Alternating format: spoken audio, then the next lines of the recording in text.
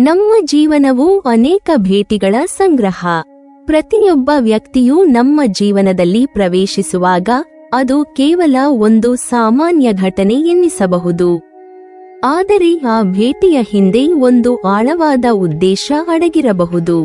ಸಂಖ್ಯಾಶಾಸ್ತ್ರದ ಪ್ರಕಾರ ಯಾವುದೇ ತಿಂಗಳ 9, 18, 27ರಂದು ಜನಿಸಿದವರು ಸಂಖ್ಯೆ 9ರ ಗುಂಪಿಗೆ ಸೇರುತ್ತಾರೆ.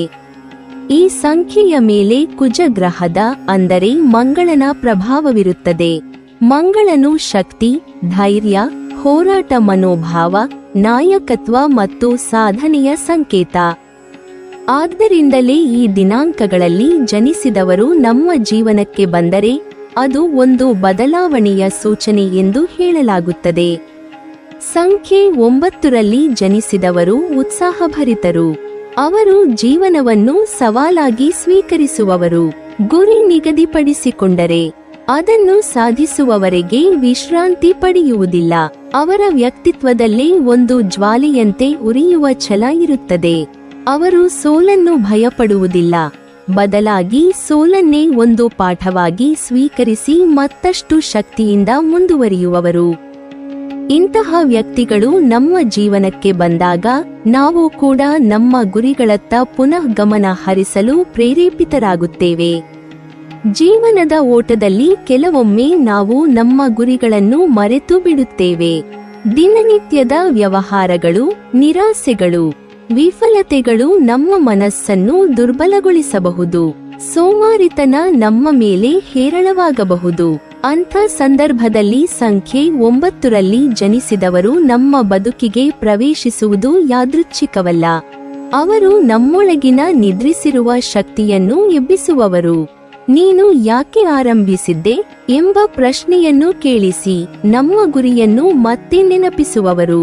ಕುಜ ಗ್ರಹದ ಪ್ರಭಾವದಿಂದ ಇವರು ಧೈರ್ಯಶಾಲಿಗಳು. ಅವರು ನೇರವಾಗಿ ಮಾತನಾಡುವವರು, ಸ್ಪಷ್ಟವಾಗಿ ವಿಚಾರ ಹೇಳುವವರು. ಅವರ ಮಾತು ಕೆಲವೊಮ್ಮೆ ತೀವ್ರವಾಗಿರಬಹುದು, ಆದರೆ ಅದು ನಮ್ಮನ್ನು ಎಚ್ಚರಿಸಲು.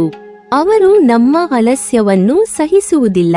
ನಮ್ಮಲ್ಲಿ ಇರುವ ಸಾಮರ್ಥ್ಯವನ್ನು ಗುರುತಿಸಿ ಅದನ್ನು ಸಂಪೂರ್ಣವಾಗಿ ಬಳಸುವಂತೆ ಒತ್ತಾಯಿಸುತ್ತಾರೆ. ಅವರು ನಮ್ಮನ್ನು ಆರಾಮ ವಲಯದಿಂದ ಹೊರತೆಗೆದು ಸವಾಲಿನ ದಾರಿಯಲ್ಲಿ ನಡೆಯಲು ಪ್ರೇರೇಪಿಸುತ್ತಾರೆ. ಸಂಖ್ಯೆ 9ರ ವ್ಯಕ್ತಿಗಳ ಸ್ನೇಹವು ಕೇವಲ ಮನರಂಜನೆಯಲ್ಲ, ಅದು ಪ್ರೇರಣೆಯ ಮೂಲ. ಅವರು ನಮ್ಮೊಳಗೆ ಪಟ್ಟು ಹಿಡಿಯುವ ಗುಣವನ್ನು ಬೆಳೆಸುತ್ತಾರೆ, ಸಾಧಿಸಲೇಬೇಕು ಎಂಬ ಹಂಬಲವನ್ನು ಹುಟ್ಟಿಸುತ್ತಾರೆ.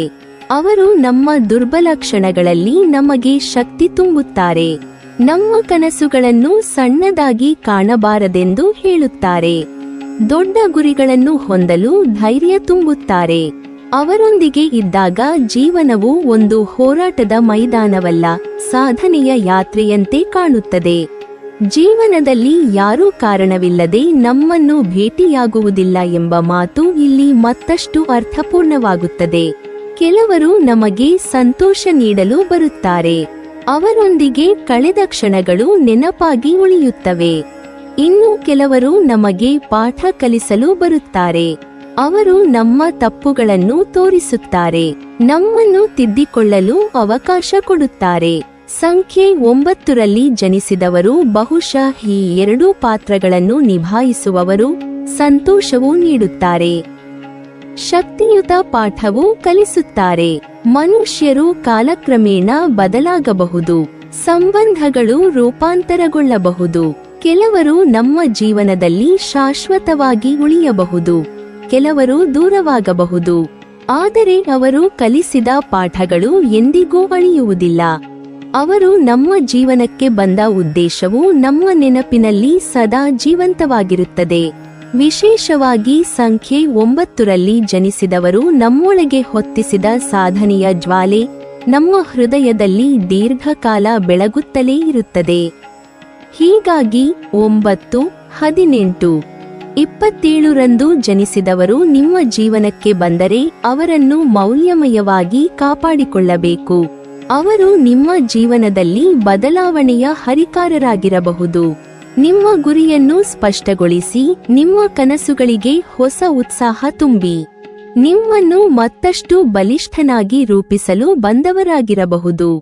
ಅವರ ಸಾನ್ನಿಧ್ಯವು ನಿಮ್ಮ ಬದುಕಿಗೆ ಶಕ್ತಿ, ಛಲ ಮತ್ತು ಸಾಧನೆಯ ಸ್ಫೂರ್ತಿಯನ್ನು ತುಂಬಲಿ ಎಂಬ ಆಶಯದೊಂದಿಗೆ. ಈ ಸತ್ಯವನ್ನು ಮನದಲ್ಲಿ ಉಳಿಸಿಕೊಳ್ಳಬೇಕು.